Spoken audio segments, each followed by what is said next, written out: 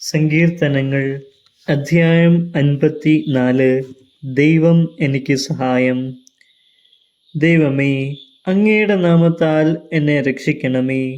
അങ്ങയുടെ ശക്തിയിൽ എനിക്ക് നീതി നടത്തിത്തരണമേ.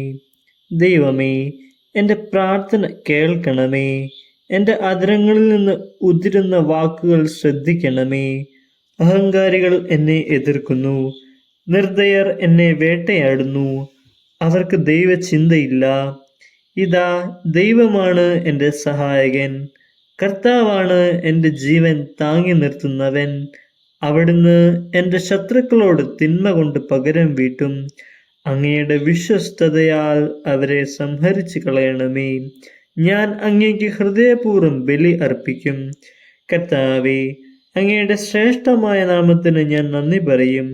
അങ്ങെന്നെ എല്ലാ കഷ്ടതകളിൽ നിന്നും മോചിപ്പിച്ചു.